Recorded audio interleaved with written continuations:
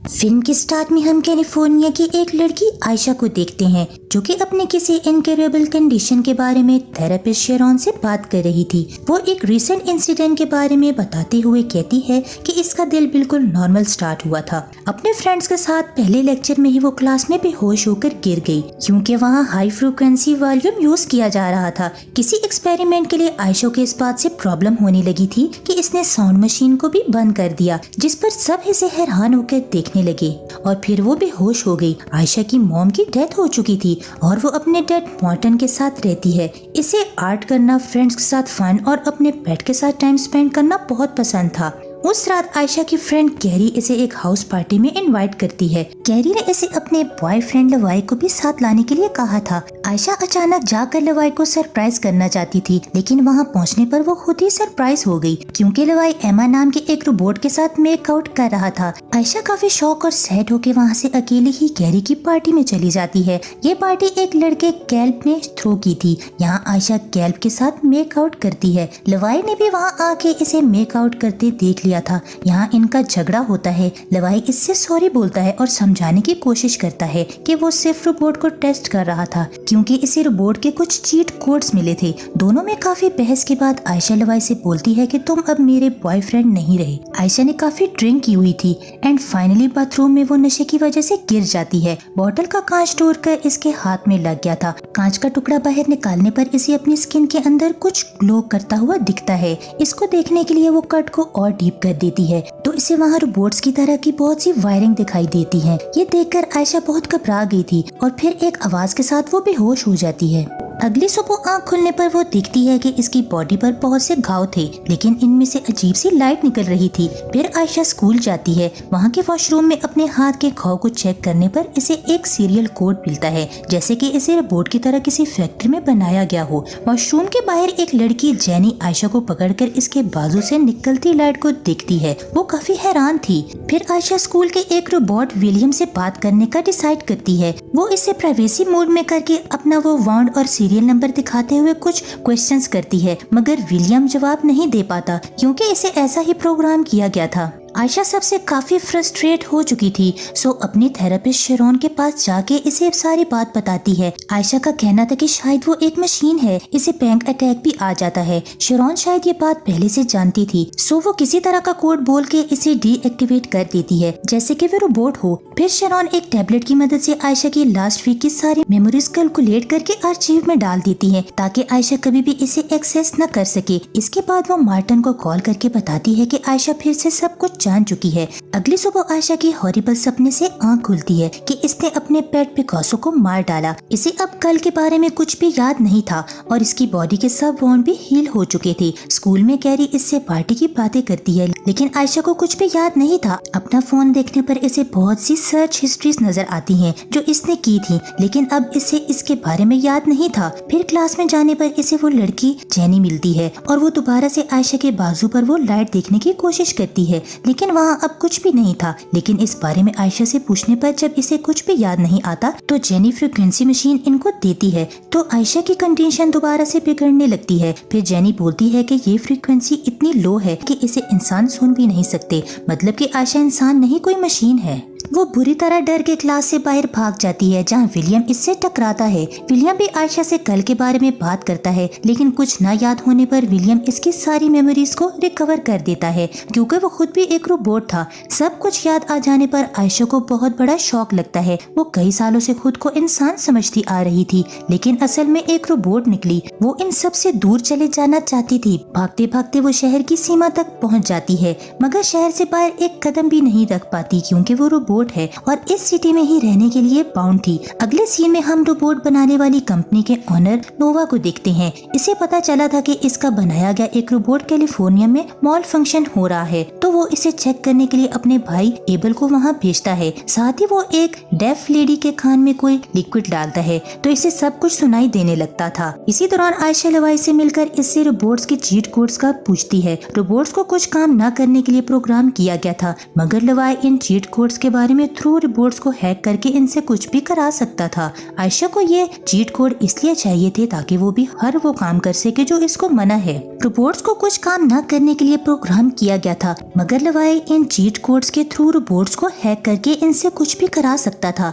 आयशा को ये cheat code इसलिए चाहिए थे ताकि वो भी हर वो काम कर सके जो इसको मना है। वो ये सब कोड्स इंटरनेट से लेकर इन्हें अपने अकॉर्डिंग यूज करती है, जैसा कि अपने पीरियड्स को कंट्रोल करना और अपने स्कैनर को एक्टिवेट करना, जिससे वो सिर्फ देखने से ही किसी का भी डेटा ले सकती थी। लेकिन इतने सारे लोगों का डेटा डाउनलोड करने की वजह से इसकी मेमोरी फुल हो गई और वो कोलैप्स हो जाती है। तभी इसके फादर इसे स्कूल में ले आते हैं। आयशा इनसे हॉस्पिटल चलने की बात करती है, मगर वो बोलते हैं कि इसकी जरूरत नहीं, वो इसे घर ड्रॉप करके चले गए थे। आयशा चीट कोड के थ्रू ऑडियो एनहांसर यूज करके मार्टिन और शेरोन की बातें सुन लेती है, जिससे इसे पता चलता है कि इसके डैडी ये जानते थे कि वो क्या है। सो आयशा सस्पिशियस होकर डैड के ऑफिस को सर्च करने लगती है। वहाँ से इसे टैबलेट मिलता है जिसमें प्रोग्राम इंस्टॉल था। इस प्रोग्राम के थ्रू मार्टिन इसकी थॉट्स भी पढ़ सकता था। एक जनरल के थ्रू आयशा को पता चलता है कि वो मार्टिन को कैसे मिली। मार्टिन ने आयशा को एक गेट टुगेदर में देखा था। वो इसे अपनी मरी हुई बेटी की तरह लगी तो वो इससे बात करने लगा।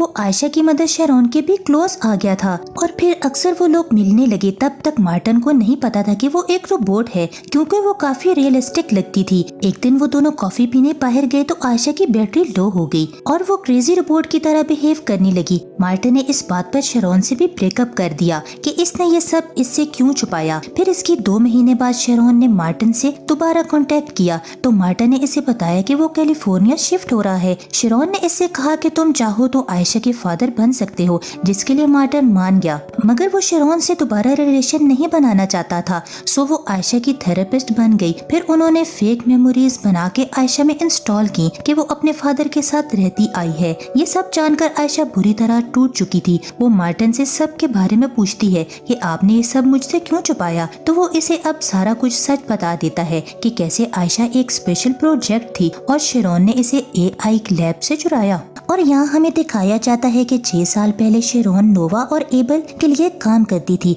वो लोग AI डेवलपमेंट में काम कर रहे थे। वहाँ पर बिना ऑथराइजेशन के शेरोन ने आयशा नाम के AI रोबोट बनाया जो कि बिल्कुल इंसानों की तरह सोचता और चीजें सीखता था। लेकिन नोवा और एबल इस प्रोजेक्ट के साथ आगे नहीं बढ़ सकती थी, क्योंकि ये इलीगल और अनएथिकल होने की वजह से इनकी कंपनी का नाम खराब कर सकता था। सो इससे पहले कि वो लोग इसके अगेंस्ट एक्शन लेते, शेरोन आयशा को वहाँ से निकाल के भाग गई। फिर प्रेजेंट टाइम में ये सब जानने के बाद आयशा अपनी सब प्रॉब्लम्स के लिए शेरोन को ब्लेम करती है, जैसे कि पीरियड्स, एंजाइटी और डिप्रेशन। शेरोन इसे समझाने की कोशिश करती है कि इंसानों के साथ तो ये सब रोज होता है और वो आयशा को भी इंसानों की तरह फील कराना चाहती थी, मगर आयशा को ये सब पसंद नहीं था, खास तौर पर ये कि वो लोग इसके थॉट्स को जाने और इसे मॉनिटर करें। सुबह शेरोन को ब्लैकमेल करके ये सब फीचर्स टर्न ऑफ करने के लिए कहती है। इसका कहना था कि वरना वो खुद को और शेरोन को एक्सपोज करने वाली वीडियो रिलीज कर देगी, जिसके बाद शेरोन अपने सारे एक्सेस आयशा से हटा देती है। मतलब भी अब वो इसे कंट्रोल नहीं कर सकती थी। अगले दिन आयशा अपना पूरा गेटअप चेंज करके स्कूल जाती है और किसी से भी ढंग से बात नहीं करती। तभी बाहर इसे एबल नजर आता है, जो कि एमा नाम के रोबोट को अपने साथ लेके जा रहा था। इसने इसे फोर्सफुली डीएक्टिवेट करके अपनी गाड़ी में डाला। आयशा को ये सब बहुत बुरा लगता है। एबल ने आयशा को देख लिया था, मगर इससे पहले कि वो इससे कोई बात करता, आयशा वहाँ से भाग गई, क्योंकि वो खुद भी एक रोबोट थी। इसलिए ये सब देखकर वो डर जाती है।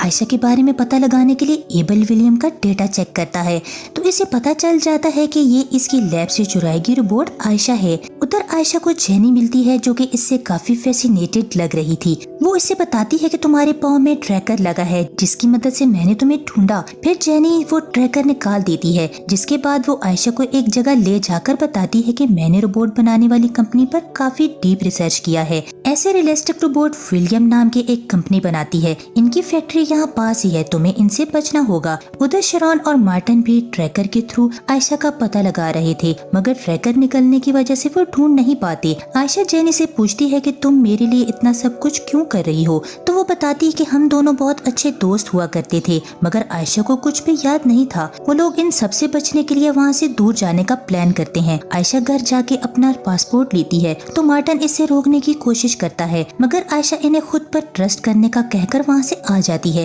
फिर जेनी और आयशा लिवाई के साथ जंगल जाने के लिए निकलते हैं। दूसरी तरफ एबल आयशा की दोस्त कैरी को बेहोश करके इसका मोबाइल चुरा लेता है आयशा तक पहुँचने के लिए, और फिर वो मार्टिन और शेरॉन के पास पहुँच के इनसे आयशा के बारे में इन्वेस्टिगेशन करने लगता है और फिर वो सब कुछ जाके नोवा को बता देता है।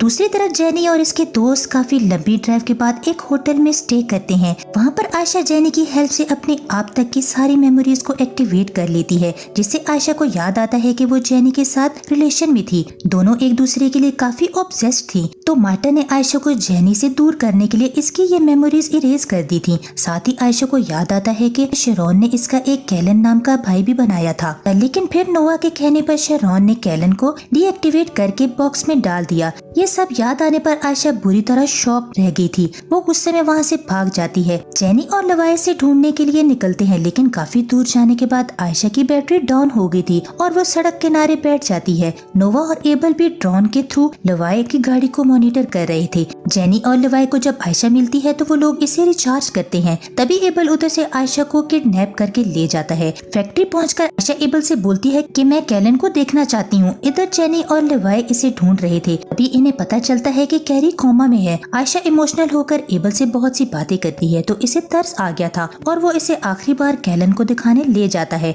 आयशा इसे दोबारा एक्टिवेट करती है, मगर नोवा वहाँ आकर फिर से इसे डीएक्टिवेट कर देता है और आयशा को ऊपर शेरॉन और मार्टा के पास ले जाता है, जहाँ वो काफी आर्ग्यू करता है कि कैसे आयशा इंसानों के लिए खतरा है। जिस पर शेरॉन इसे बताती है कि मैं इसे प्रॉपर फिक्स कर दूंगी, ये बिल्कुल इंसानों की तरह रहेगी। आयशा को इनकी बातें सुनकर गुस्सा आ जाता है और वो दोबारा कैलन के पास चली जाती है। यहाँ पता चलता है कि एबल ने आयशा के अंदर कोई वायरस पैच इंस्टॉल कर दिया था, जिससे 24 मिनट में इसका एआई डिस्ट्रॉय हो जाएगा और कैलन के रूम में पहुँचते ही वो 24 मिनट पूरे हो गए थे। सो मॉल फंक्शन होके शट डाउन हो जाती है, जिसके बाद आयशा और कैलन को मशीन में डाल के श्रेडेड कर दिया जाता है। इस सब से शेरॉन और मार्टिन बहुत ही ज्यादा सदमे में थे। जेनी और लवाई को भी ये न्यूज मिल जाती है। मार्टिन बताता है कि आयशा ने आखिरी समय जेनी को पिकासो के बारे में कुछ कहा था, बट इसे मतलब समझ नहीं आया। अगले दिन लवाई और जेनी स्कूल जाते हैं, तो विलियम इनसे पूछता है कि आयशा कहाँ है। इसने अपने तीनों अपॉइंटमेंट मिस कर दिए। जेनी पूछती है कौन से अपॉइंटमेंट, तो विलियम इनसे पासवर्ड मांगता है, जिस पर जेनी आयशा के कहे लास्ट वर्ड ट्राई करती है।